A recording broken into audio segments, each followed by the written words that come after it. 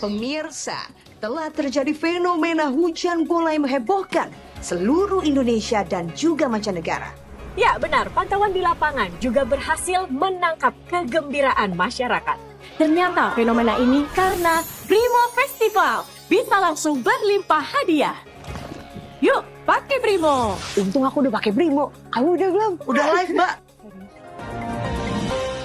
Brimo. Pemirsa, telah terjadi fenomena hujan bola yang menghebohkan seluruh Indonesia dan juga mancanegara. Ya benar, pantauan di lapangan juga berhasil menangkap kegembiraan masyarakat. Ternyata fenomena ini karena Brimo Festival bisa langsung berlimpah hadiah. Yuk, pakai Brimo. Untung aku udah pakai Brimo. Kamu udah belum? Udah live, Mbak. Brimo. Pemirsa, telah terjadi fenomena hujan bola yang menghebohkan seluruh Indonesia dan juga mancanegara. Ya benar, pantauan di lapangan juga berhasil menangkap kegembiraan masyarakat. Ternyata fenomena ini karena Brimo Festival bisa langsung berlimpah hadiah. Yuk, pakai Brimo. Untung aku udah pakai Brimo. Kamu udah belum? Udah live, Mbak. Brimo. Pemirsa, telah terjadi fenomena hujan bola yang menghebohkan seluruh Indonesia dan juga mancanegara. Ya benar, pantauan di lapangan juga berhasil menangkap kegembiraan masyarakat. Ternyata fenomena ini karena Brimo Festival bisa langsung berlimpah hadiah. Yuk, pakai Brimo. Untung aku udah pakai Brimo. Kamu udah belum? Udah live, Mbak. Brimo. Sebelum nonton videonya, Kalian udah pada cuci tangan belum? Post dulu videonya. post dulu ya. Post dulu videonya. Post dulu video ini. Kalian langsung aja cuci tangan Pakai sabun. Pakai sabun. Pakai sabun. pakai sabun. Harus cuci tangan sampai bersih. Kalau sudah cuci tangan, Nah, baru kalau kalian sudah selesai cuci tangan, baru mulai videonya. kita mulai videonya. Mantul banget. Tutup pakai masker. Setelah itu, lanjutin videonya. Kalau sudah, kita lanjut. Lanjutin videonya. Silakan lanjut tonton video ini. Lanjut videonya. Tapi ingat, di rumah aja ya, jangan kemana-mana. Jangan kemana-mana. Jangan kemana-mana. Jaga kesehatan selalu, Yuk jaga kesehatan. Mantul banget. dari corona sekarang juga. Salah. Nah, mantul banget. You better watch out. You better not cry. You better not pout. I'm telling you why. Santa Claus is coming to town. He's making a list. He's checking it twice. He's gonna find out who's naughty or nice. Santa Claus is coming to town. When he's sweeping.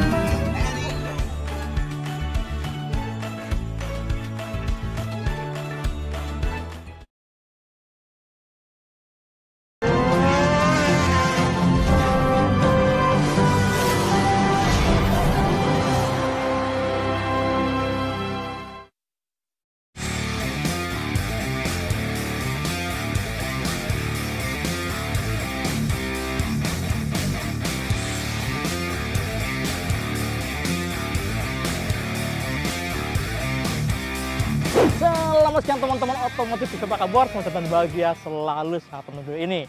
Kali ini saya lagi bersama Yamaha NMAX Turbo Tex-Max. Ini bukan yang paling mahal ya, nomor 2 yang dari atas gitu kan. Ini harganya 43 juta. Gokil ya, lumayan tinggi untuk ukuran motor 150 cc, tapi fitur-fiturnya, teknologinya, kalau menurut saya sih keren banget. Nah, di video kali ini kita akan bahas lebih detail setelah kemarin kita udah pakai motor ini hampir semingguan ya, jalan-jalan lumayan jauh. Biarpun masih banyak rasa penasaran, tapi ya udah cukup ya, udah cukup banyak yang bisa di-share ke kalian semua. Oke deh, ini saatnya untuk test ride Yamaha NMAX Turbo Tex-Max 2024. Tonton terus videonya.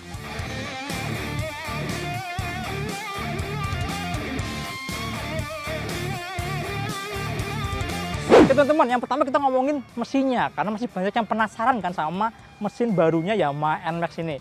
ada embel-embel turbo pakai tanda kutip kan, padahal sebenarnya pakai Yamaha Electric Continuous Variable Transmission atau WEC-CVT ya. Itu adalah transmisi CVT yang udah pakai elektronik. Jadi gerakan membuka menutupnya puli diatur elektronik, bukan pakai roller lagi. Tapi secara spesifikasi teman-teman, sebenarnya motor ini secara basic mesinnya itu mirip kayak Lexi ya. Jadi next generationnya Yamaha Blue Core 155cc gitu kan. Di mesin ini udah ada beberapa penyempurnaan yang bikin lebih kecil gesekannya. Jadi memang fokusnya adalah reduksi gesekan, yang berubah adalah udah pakai tensioner rantai keteng model hidrolis. Jadi lebih minim gesekan, terus di blok silindernya udah pakai mirror blok silinder yang lebih mulus ya, kinclong banget di bagian dalam blok silindernya, dan magnetnya juga dibikin lebih ringan juga, makanya mesin bisa bergetar lebih cepat juga. Kemudian di noken asnya, di cam yang in yang putaran bawahnya ya itu ada perubahan spesifikasi juga.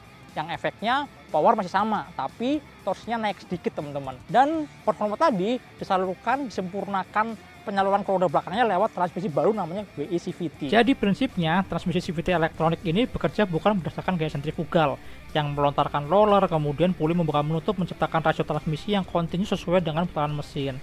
Nah, pada WEC-CVT ini buka tutup puli diatur secara elektronik berdasarkan masukan dari sensor-sensor dan diperintah oleh transmission control unit. Makanya ini mirip banget kayak di mobil Matic CVT. Karena buka tutupnya elektronik, makanya nih rasio transmisinya bisa ditahan pada RPM tertentu.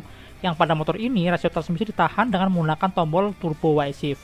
Detail putaran mesin tiap level Y-Shift-nya akan saya cantumkan di layar ini ya. Dan efeknya jika diaktifkan, putaran mesin langsung teriak nih untuk memberikan efek akselerasi mendadak atau untuk menciptakan efek engine brake. Ini yang masih banyak yang penasaran ya, kayak gimana sih kalau dipakai buat harian. Yang paling sering adalah ini teman-teman, ada yang nanya, kalau dipakai itu harus selalu pencet tombol nggak sih? Jadi kayak pindah gigi kayak motor manual. Ternyata enggak. Jadi di transmisi CVT ini, jadi kalau kita pakainya normal aja ya udah sama kayak pakai motor matic pada umumnya ya. Kalau kita buka gas ya langsung jalan gitu, nggak perlu pindah-pindah gigi. Jadi turbo Y-Shift-nya itu hanya untuk menambah akselerasi aja. Ketika kita nggak mau repot-repot ya udah gas buka tutup gas biasa aja kayak naik motor matic kebanyakan, kira-kira kayak gitu. Jadi nggak semerepotkan yang dibayangkan untuk pengoperasiannya. Itu kalau dipakai buat santai. Tapi beda cerita kalau kita langsung buka gas langsung gede. Nah, ketika kita buka gas langsung gede, turbo Y-Shift-nya akan langsung aktif teman-teman. Aktif di posisi yang pertama. Itu bikin respon akselerasi bawahnya langsung kenceng gitu kan. Mesinnya langsung teriak dan akselerasinya mendadak langsung kenceng. Kemudian kalau kita masih kurang, kita bisa pencet lagi ke Y-Shift yang kedua, Y-Shift yang ketiga gitu. Sampai nanti motor ini akan melaju cepat, dan kalau udah dekat-dekat di 9.000 tinggal dilepas lagi si Y-Shift-nya. Oh iya, ketika masuk ke mode Y-Shift ini, kalau sudah tidak diperlukan bisa dilepas secara manual. Jadi biar mesinnya nggak teriak terus ya. Pertama dengan menekan tombol mode di depan, kedua dengan menurunkan atau menutup putaran gas, dan yang ketiga bisa juga dengan menambah bukaan gas jika gas belum dibuka secara maksimal. Kira-kira gitu teman-teman pengoperasiannya. Jadi kalau misalnya kalian nggak mau mainin tombolnya ya bisa-bisa aja jalan layaknya naik motor biasa. Cuma ketika butuh akselerasi, butuh buat nanjak, butuh buat nyalip-nyalip, baru dimainin tuh si turbo Y-Shift-nya. Tapi selama kita pakai buat harian ya di Jakarta, banyak macet, stop and go gitu, rasanya saya jarang banget pakai turbo Y-Shift-nya yang manual ya, dipencet dari 1, 2, 3 jarang banget. Kalau saya ya naik motornya biasa aja, dan ketika butuh respon akselerasi cepat, langsung buka gas aja. Begitu kita buka gas yang wide open throttle gitu ya, langsung gede gitu kan, itu juga otomatis si turbo Y-Shift-nya udah langsung aktif juga. Jadi nggak perlu repot-repot gitu kan. Kalau buat harian rasanya sih ya perlu paling ketika misalnya nih mau nyalip yang posisinya nanggung gitu loh, mau buka gas lagi kok nanggung gitu kan, nah itu dimainin aja tuh, dipencet dikit maka secara otomatis langsung nambah akselerasinya. Begitu juga waktu lagi ngelewatin tanjakan. Nah, waktu ngelewatin tanjakan juga kepake juga, apalagi kalau kita sambil bawa boncengan ya, ada beban berat di belakang gitu kan. Dan yang paling sering kepake justru malah engine brake-nya teman-teman.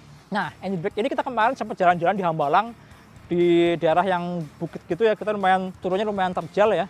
Ternyata memang ngefek banget sih, apalagi kalau kita taruh si Y-Shift turbonya itu di posisi yang ketiga. Jadi tutup gas, pencet 1, nahan, pencet 2, nahan lagi, pencet 3, makin nahan lagi. Nah, yang di terakhir ini memang bener-bener ketahan banget. Tapi ternyata ada triknya juga.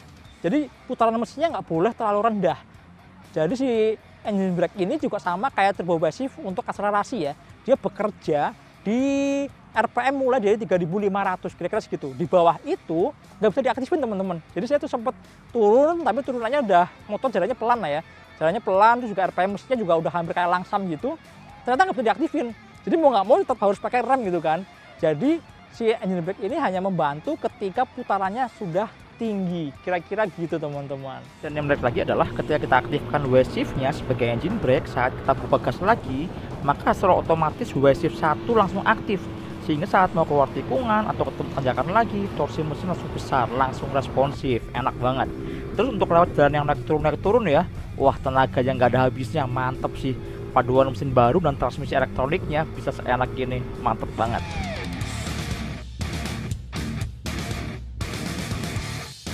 Kemudian ada 2 riding mode teman-teman di motor ini, ada yang T sama yang S ya. Faktanya sih kalau yang S jelas dong, yang S tuh responnya dari putaran bawah langsung responsif banget. Kalau yang T kerasa lemot gitu kan, kerasa santai gitu. Nah, lemot dan responsifnya S sama T tadi terbukti waktu kita lakukan dyno test, kita melakukan tes akselerasi juga. Oke, kita akan bahas yang pertama dulu ya, yang dyno test dulu deh. Jadi motor ini kita kemarin bawa ke Sportisi Motorsport, kita dyno pakai DynoJet 250i. Hasilnya adalah antara T sama S jelas dong ada gap ya. Power sama torsinya lebih gede yang S jelas gitu kan. Kemudian apa bedanya antara si turbo Y-shift yang otomatis ya, dari kita buka gas nggak perlu dimain-mainkan, aja cuma turbo Y-shift 1 doang yang aktif sampai ke putaran atas, sama satu lagi adalah kita urut nih. Kita buka gas, turbo Y-shift 1-nya aktif, terus putar yang kedua, putar yang ketiga. Ternyata hasilnya beda teman-teman. Bedanya ada di power sama torsinya ya, di putaran atasnya, di peaknya. Kalau yang kita langsung gas doang nggak mainin turbo shiftnya, itu ternyata di 8.000 RPM itu udah mulai turun power sama torsinya. Sedangkan yang kita mainin turbo shiftnya ternyata itu tertahan teman-teman. Jadi bisa mempertahankan si power sama torsi nggak langsung turun. Jadi sampai 9.000 pun dia masih ada di atas, turun dikit, begitu lewat dari 9.000 baru RPM-nya turun. Jadi memang sengaja dibikin tenaga sama torsinya tuh ngumpul lebih lama di putaran 8-9.000. Ini fungsi banget buat waktu kita nanjak-nanjak, waktu kita lagi mau nyalip gitu kan. Jadi memang sengaja ditahan, RPM-nya nggak cepet turun, begitu juga sama tenaga dan torsinya nggak cepet turun. Sedangkan limiternya itu ada di sekitar 10.000-an. Ini lebih tinggi kalau dibandingin sama Yamaha Lexi 155 yang basic mesinnya dipakai di motor ini. Lexi cuma 9.000-an, di motor ini sampai 10.000. Itu dynonya. Ternyata ada beda banget ya. Kalau dibanding sama yang lama, sama NMAX yang versi 2019-2020, ternyata juga beda banget teman-teman. Power sama torsinya juga beda. Yang baru ini lebih besar ketimbang yang versi yang sebelumnya. Ya jelas dong, ada banyak improvement, masih sih nggak lebih gede gitu kan.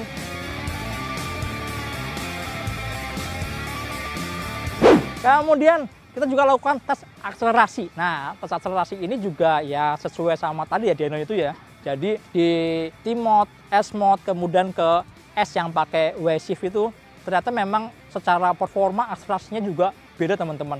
Pasti lebih responsif, lebih kenceng yang pakai turbo shift itu kan. Ternyata memang ada triknya biar akselerasinya lebih cepat. Kita udah nyobain beberapa kali, ternyata formula yang paling responsif adalah ketika kita langsung buka gaspol, terus turbo Y-shift 1-nya aktif, dan langsung lompat ke 3. Jadi di posisi turbo Y-shift 2-nya jangan lama-lama. Langsung 2, 3. Nah, langsung tinggi tuh RPM-nya, langsung teriak ke 8.000 RPM. Nanti setelah di 9.000 RPM, udah kira-kira dekat 9.000, kita nonaktifkan si turbo Y-shift-nya, biar putaran mesinnya nggak nyangkut ya, nggak tertahan di RPM itu terus. Jadi kita langsung matiin pakai tekan tombol mode-nya, baru deh RPM-nya akan naik lagi sampai ke 10.000 sampai ke limiter. Kira-kira gitu teman-teman. Sedangkan top speed-nya ya so-so sih ya, masih mirip kayak versi yang sebelumnya. Ya, kalau dibanding sama versi yang Gen 2, yang Gen 2 malah lebih kencang. Yang Gen 2 itu bisa sampai 125 km per jam gitu teman-teman. Tapi memang akselerasinya untuk mencapai ke top speed yang pakai transmisi elektronik ini itu lebih cepat gitu. Oh iya, kalau di atas dyno, potensi top speed-nya ternyata bisa tembus sampai 141 km per jam. Tapi itu dengan catatan tanpa ada gesekan ke aspal ya, nggak ada hempasan angin dari depan juga, makanya secara top speed bisa tinggi banget. Dan tadi ya, data akselerasi, data dyno itu semua ketika kita buka gas pol ya, langsung buka gede. Ternyata ketika kita dipakai buat harian memang agak beda sih. Paling beda rasanya adalah kalau kita pakai motor ini itu bener-bener responnya teman-teman, responsif banget di putaran bawahnya. Jadi kita nggak perlu nunggu mesinnya ngegerung keras dulu, terus motornya baru melaju, nggak perlu kayak gitu. Di motor ini udah bener-bener dari putaran bawah ke tengah itu rata gitu kan. Oh ya, satu lagi, saya tadi hampir lupa. Ada fakta juga waktu kita lagi melakukan dyno test ya. Jadi perbedaan antara NMAX yang Neo yang nggak pakai WE CVT ini dan si turbo ini ternyata perbedaannya tuh kalau dilihat di grafiknya, si Neo itu di sekitar 6.000-7.000 RPM itu peak power, kemudian turun dulu, baru di 8.000 naik lagi powernya, lalu turun lagi. Jadi ada kayak nge-lag di setelah peak power teman-teman. Sedangkan di yang turbo ini nggak ada, jadi bener-bener langsung datar aja di putaran atasnya. Itu yang bikin waktu kita lagi jalan, lagi riding itu di kecepatan 60 sampai 80 km per jam tuh kayak nggak ada lagnya, ngisi terus pakai yang turbo ini. Itu memang beda sih, beda banget teman-teman. Harga 5 juta nggak bohong lah ya, perbedaannya ternyata sesignifikan itu.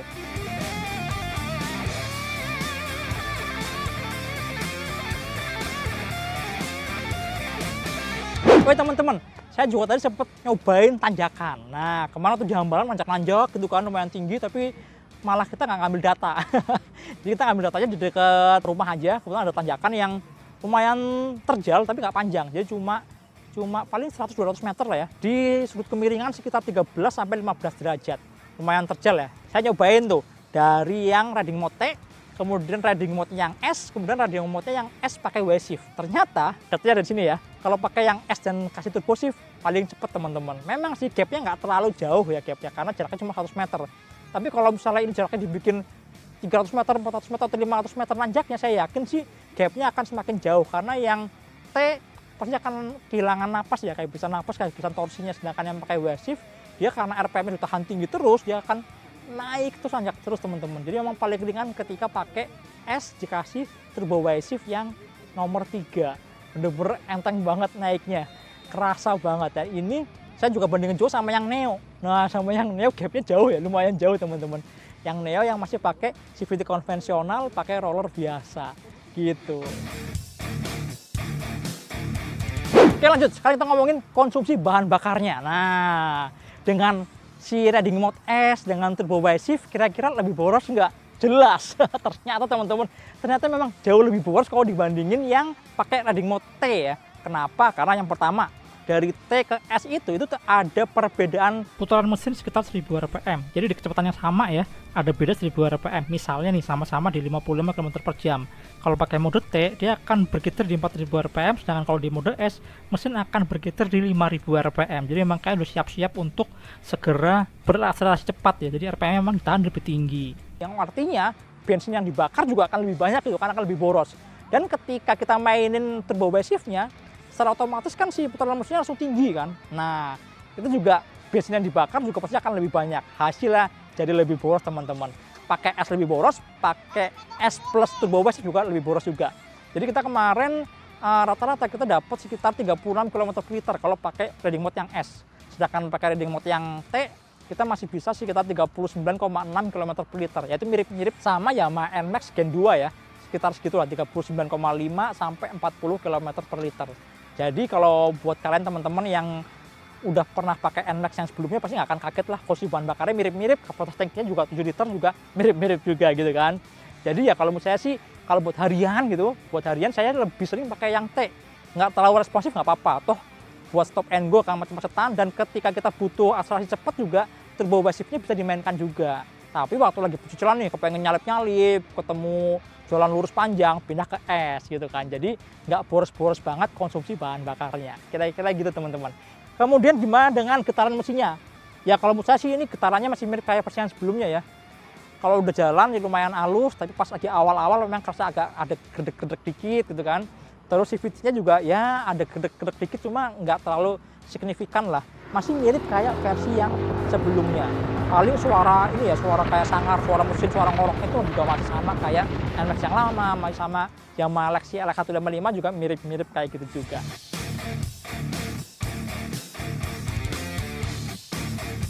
Oke teman-teman, sekarang kita ngomongin riding position dan impresi berkendaranya. Kalau riding position sih sebenarnya nggak beda jauh sama versi yang sebelumnya ya. Tinggi stangnya, pijakan kaki, joknya lebar-lebarnya masih mirip banget lah. Nggak banyak berubah kalau dibandingin sama versi yang sebelumnya. Kalau kalian pindah dari Gen 2 ke sini, kayak nggak naik motor yang beda masih mirip-mirip lah ya posisi berkendaranya. Joknya juga lebih tinggi sekitar setengah sentimeter, hampir nggak kerasa ya. Saya 165 cm masih sama-sama aja. Kalau kakinya turun dua-duanya jilid kayak gini, kalau satu yang turun ya masih bisa napak gitu kan. Ya masih oke, masih nggak terlalu tinggi-tinggi banget. Terus joknya juga panjang buat kalian jangkung-jangkung pasti enak ya. Bisa sampai mundur banget dan makin ke belakang tetap empuk, tetap lebar, jadi pantat tercover semua. Jadi stangnya masih tinggi, misalkan kakinya masih bisa selonjor ya, masih khasnya NMAX lah yang tidak dirubah, yang masih dipertahankan. Kali ini oke banget. Terus saya kemarin jalan dari Jakarta ke Bogor bolak-balik gitu seharian, masih enak-enak aja teman-teman, nggak pegel. Joknya juga ternyata asik banget ya, busanya empuk, kulitnya juga kalau yang si Tex-Mex ini kan lebih keren ya, lebih ganteng, dia lebih ngepres, lebih ngikutin kontur si joknya. Sedangkan yang belakang ini sayangnya si NMAX ini masih sama kayak versi sebelumnya, nggak terlalu panjang. Biarpun pendek tapi empuk, tetap tebal dan tetap empuk. Jadi mau nggak mau buat yang bonceng ya harus lebih maju ke depan ya, merapat ke si pengendara gitu. Kemudian yang saya paling suka adalah suspensinya. Ini beda banget kalau dibanding sama versi yang sebelumnya. Bener-bener menjawab keluhan-keluhan yang sebelumnya ya. Yang suspensi depan kan brutak-brutak tuh yang lama tuh, bottom wing mentok sampai brutak-brutak gitu. Sampai bener-bener suaranya berisik gitu. Nah yang di versi terbaru ini dia tuh jarak mainnya nggak nambah teman-teman, tapi redamannya lebih oke. PR-nya dibikin lebih keras, ada perubahan lubang suling. Nah itu bikin lebih lembut waktu ngelewatin jalan beton, jalannya yang gelombang nggak terlalu rata, itu masih tetap enak banget teman-teman. Bles gitu ya. Paling ketika ketemu lubang aja, tetap aja sesekali mentok-mentok juga. Cuma nggak sampai bertak, nggak sampai yang bunyi keras banget. Jadi cuma kayak beb gitu doang. Kayak ada stoppernya lah, nggak seberisik yang pasti sebelumnya. Terus yang belakangnya juga ada ubahan juga. Yang lama kan terkenal keras ya, yang sekarang pernya dibikin lebih empuk tapi jarak main dipanjangin. Jadi nggak terlalu keras-keras banget, lebih empuk. Dan asiknya di versi yang ini nih, ini ada 2 setelan preload ya. Kalau saya dari kemarin pakai 1 terus, mau sendirian mau boncengan saya pakai 1 biar lebih empuk, lebih lembut ya. Jadi tetap nyaman, badan nggak sakit, nggak capek gitu kan. Dan yang asik lagi adalah handlingnya teman-teman. Ini bener-bener nurut banget. Rasanya compact, dipakai buat meliuk-meliuk tuh presisi yang nurut banget motornya. Agility-nya oke. Buat selap-selipan di kemacetan gitu ya, di antara mobil-mobil selap-selip masuk-masuk juga masih enak lah. Nggak kalah sama motor yang secara dimensi lebih kecil kayak Vario misalnya gitu ya. Ini masih oke sih, saya suka banget. Asli ini enak nih, bener-bener improvement yang oke banget kalau dibandingin sama yang versi sebelumnya sama yang Gen 2 ya. Jauh lebih nyaman. Oh iya, hampir kelewat remnya. Nah, remnya di motor ini udah pakai ABS depan belakang teman-teman. Jadi kalau yang versi paling mahal ini yang harganya 43 juta udah kasih ABS, dan ABS-nya dual channel, bukan cuma yang depan. Kalau patch-nya kan cuma depan doang. Kalau di motor ini depan belakang udah pakai ABS. Dan feeling remnya sih kalau menurut saya masih sama kayak versi sebelumnya ya, karena memang masternya, kalipernya semua sama. Kaliper 1 piston, desain juga diameternya juga nggak berubah juga. Ini lumayan empuk teman-teman, tuasnya empuk, pakemnya juga ya oke lah ya, buat harian masih cukup lah ya. Kemudian dipakai buat ngerem keras waktu lagi akselerasi gitu juga masih oke lah, masih cukupan. Terus yang jadi catatan paling ini ya, si ABS-nya. Jadi ABS ini ternyata ngagetin. Jadi ketika kalian tekan keras tuh, dia kayak ada hentakan ya, di tuas remnya. Nah, buat kalian yang baru pertama kali pakai NMAX lagi panic braking gitu misalnya ya, jangan kaget, jangan langsung dilepas. Kalau dilepas malah glonyor maju gitu kan, nggak akan berhenti. Jadi tetap ditekan aja nggak apa-apa, karena itu artinya si ABS-nya sedang bekerja. Kemudian di motornya juga ada traction control, TCS itu juga defaultnya langsung aktif ketika motor dinyalakan ya. Jadi waktu pertama kali on, TCS-nya langsung aktif dan bisa dimatikan juga. Matikannya cuma lewat ini nih, lewat panel indikator ya, gampang banget gitu. Oke teman-teman, sekarang kita lihat fitur-fiturnya ya. Ada beberapa fitur-fitur yang saya juga ikut ngerasain impresnya waktu dipakai buat jalan-jalan. Pertama adalah windshield-nya. Nah, windshield barunya ini nggak bener-bener miring ke belakang ya, tapi agak naik dikit, terus agak maju dikit gitu kan. Nggak bener-bener yang tidur gitu, tapi agak berdiri. Nah, efek baiknya adalah angin tuh ternyata kayak dibuang ke atas teman-teman. Jadi di area dada tuh kayak lebih aman lah. Ini oke sih, biarpun tampangnya jadi kurang sporty gitu kan, terlalu tegak, tapi secara fungsi oke gitu. Kemudian lampunya, nah ini lampu saya juga suka teman-teman, keren banget ya, gagah. Terus ada DRL, ada lampu senya, ada LED, dan semua ada full LED. Dan yang paling utama adalah kita mau ngomongin ini nih, headlampnya udah pakai LED proyektor. gimana impresinya. Ternyata dia itu punya karakter kalau lampu dekatnya itu dia lebar ya, lebar, tegas, ada garisnya kelihatan kayak gitu. Terus lumayan jauh juga, jadi nggak perlu pakai lampu jauh pun sebenarnya dia udah cukup jauh, udah cukup maju gitu kan, dan lumayan terang. Biarpun nggak terlalu yang pekat-pekat banget. Sedangkan lampu jauhnya itu fokus di bagian atas aja teman-teman, di atas nambahin cahaya bener-bener yang lurusnya ya. Nah, karakternya jadi mirip kayak lampu tembak, jadi kayak spotlight kayak gitu. Cuma emang ya tadi itu sayangnya nggak terlalu pekat ya, terang tapi nggak terlalu pekat. Jadi waktu ketemu hujan misalnya, atau misalnya lagi kita riding di jalan yang penerangannya itu udah bagus gitu ya, itu kalah lampunya teman-teman, nggak terlalu kelihatan. Cuma kalau gelap gitu ya oke sih, kelihatan banget lebarnya, jauhnya itu juga top sih, bagus. Kemudian ban oke lah ya, karena didukung dengan suspensi, dengan sasis yang menurut saya agility-nya oke. Ban juga jadi oke-oke aja, biarpun IRC ini udah dari pertama kali NMAX keluar tahun 2015 masih tetap dipakai gitu kan. Kemudian konsol-konsol di sini ini ya oke lah ya, ada konsol buat naruh barang biarpun nggak terlalu besar di bagian sini nih. Kemudian keyless-nya ini bisa kalian buat buka jok, buka tangki bahan bakar. Kemudian remote testnya juga sederhana banget teman-teman, ini cuma ada 1 tombol buat menonaktifkan dan mengaktifkan, sama buat answer back system. Jadi kalau dipencet motornya akan bunyi titit titit, ngasih tahu ada di mana posisi motornya, kira-kira kayak gitu. Terus ini ada colokan power outlet ya, sudah model yang USB Type C, jadi kekinian banget. Ini lumayan gede teman-teman, botol air minum bisa masuk ke sini. Terus bagasinya, nah ini penting nih buat kalian-kalian yang mementingkan utilitas. Ya, bagasinya masih sama kayak versi yang sebelumnya, masih sama-sama 24-25 literan ya, nggak terlalu gede-gede banget. Tapi yang saya sayangkan adalah di bagian dalam ini makin banyak ininya, apa, jendulan-jendulannya ya. Ini ada jendulan baru nih buat air filternya gitu kan. Sini ada jendulan juga nih buat ruang untuk si dinamo penggerak WI CVT-nya, transmisinya ya. Ini bikin kalau kita mau naruh helm itu tetap nggak bisa yang posisinya normal, harus dibalik teman-teman, dibalik, dan di bagian bawah nggak datar gitu ya. Jadi buat naruh barang yang terlalu banyak juga kayaknya kurang maksimal, kurang oke sih. Biarpun ya gede sih, ini lumayan besar sih, buat kebutuhan harian masih oke lah. Di sini ada gantungan buat helm yang kedua gitu, misalnya bisa taruh di sini juga. Gitu teman-teman. Oke, sama-sama kita lihat speedometernya. Yuk, ini keren banget ya speedometernya. Nah teman-teman lihat nih tampilan speedometernya Tex-Mex, ini mirip kayak X-Max ya. Kita lihat dari bagian atas dulu deh. Atas ini ada speedometer, ada fuel meter, dan ini ada 3 informasi yang bisa dirubah-rubah ya. Pertama nih odometer. Ini kalau kita mau rubah di situ juga ada pilihan jadi trip nih misalnya nih. Nah berubah jadi trip kan. Sama yang terakhir dia juga bisa jadi trip fuel. Jadi ini ngasih tahu ketika bensinnya udah kedip nih, indikator udah kedip, kita jalan berapa kilometer. Jadi kita bisa kira-kira kita akan ngisi bensin di mana gitu kan. Dan kemarin kita nyobain sampai 50 km trip fuelnya baru mesinnya mati. Jadi bener-bener kemarin sempat kehabisan bensin. Lanjut. Kemudian di bagian bawahnya ini layar TFT teman-teman. Layar TFT yang tampilannya kalau menurut saya keren banget sih. Ini ada beberapa tampilan ya, si meter displaynya. Yang tampilan utamanya, pertama nih ada tachometer. Tachometer ini sekalian buat ngasih lihat si riding mode-nya. Ada mode riding mode S, ada riding mode yang T-nya, yang tone mode ya. Terus pergerakan WI CVT-nya juga dikasih lihat di sini teman-teman. Dan karena ada tachometer ini lebih enak lagi. Waktu mainin turbo wasif-nya itu bener-bener bisa ngerasain di RPM berapa kita harus merubah si turbo wasif-nya ya.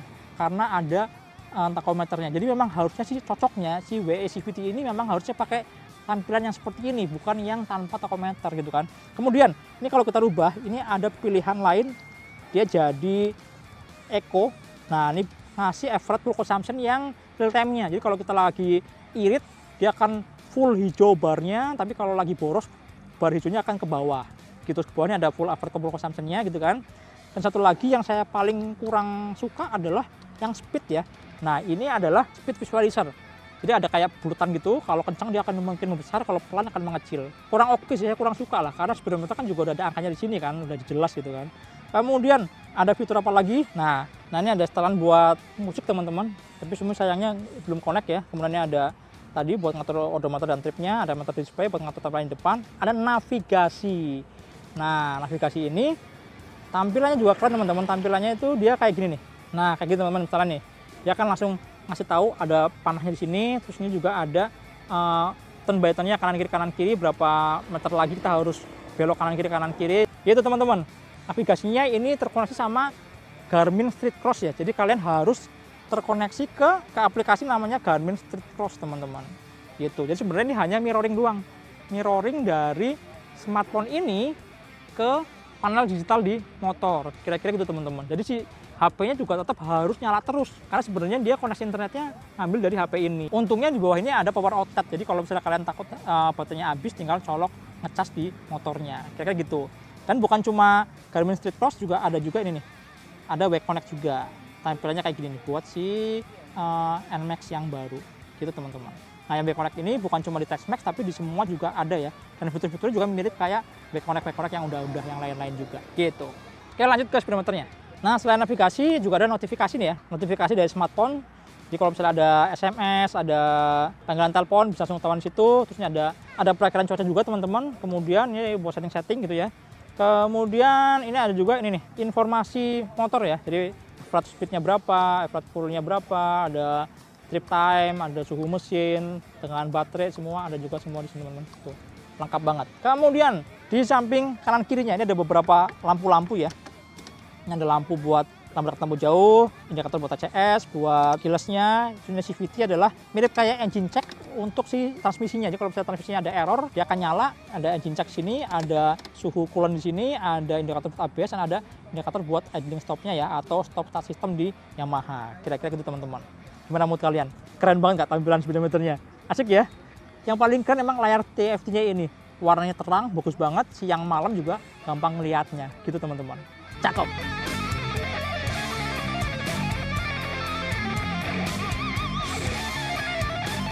Oke teman-teman, kira-kira itu review singkat kita. Nggak singkat ya, panjang loh ini.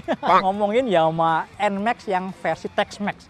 Versi yang kalau misalnya udah cukup lah, cukup lengkap dan harganya cukup mahal. Bedanya 10 juta kalau dibandingin sama NMAX Neo yang masih pakai kunci puter-puter gitu kan, yang paling rendah. 10 juta bedanya.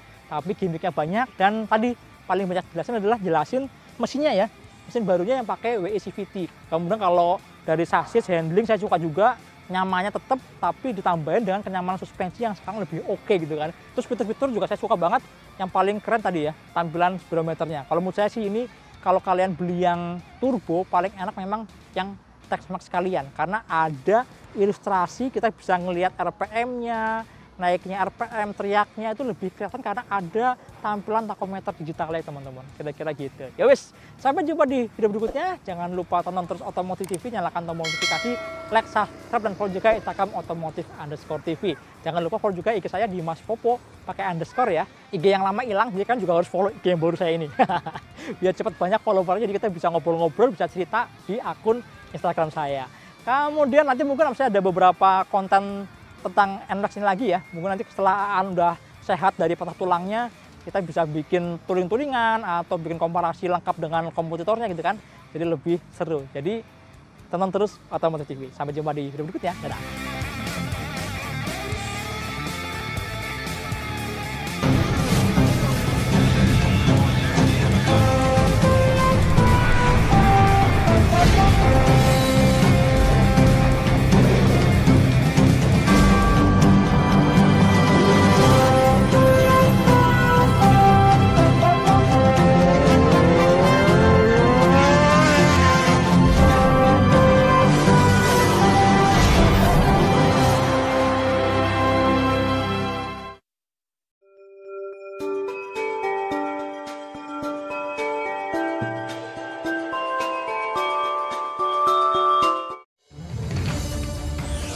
Pemirsa, telah terjadi fenomena hujan bola yang menghebohkan seluruh Indonesia dan juga mancanegara. Ya benar, pantauan di lapangan juga berhasil menangkap kegembiraan masyarakat. Ternyata fenomena ini karena Brimo Festival bisa langsung berlimpah hadiah. Yuk, pakai Brimo. Untung aku udah pakai Brimo. Kamu udah belum? Udah live, Mbak. Brimo. Pemirsa, telah terjadi fenomena hujan bola yang menghebohkan seluruh Indonesia dan juga mancanegara. Ya benar, pantauan di lapangan juga berhasil menangkap kegembiraan masyarakat. Ternyata fenomena ini karena Brimo Festival bisa langsung berlimpah hadiah. Yuk, pakai Brimo. Untung aku udah pakai Brimo. Kamu udah belum? Udah live, Mbak. Brimo. Pemirsa, telah terjadi fenomena hujan bola yang menghebohkan seluruh Indonesia dan juga mancanegara. Ya benar, pantauan di lapangan juga berhasil menangkap kegembiraan masyarakat. Ternyata fenomena ini karena Brimo Festival bisa langsung berlimpah hadiah. Yuk, pakai Brimo. Untung aku udah pakai Brimo. Kamu udah belum? Udah live, Mbak. Brimo. Pemirsa, telah terjadi fenomena hujan bola yang menghebohkan seluruh Indonesia dan juga mancanegara. Ya benar, pantauan di lapangan juga berhasil menangkap kegembiraan masyarakat. Ternyata fenomena ini karena Brimo Festival bisa langsung berlimpah hadiah. Yuk, pakai Brimo. Untung aku udah pakai Brimo. Kamu udah belum? Udah live, Mbak. Brimo.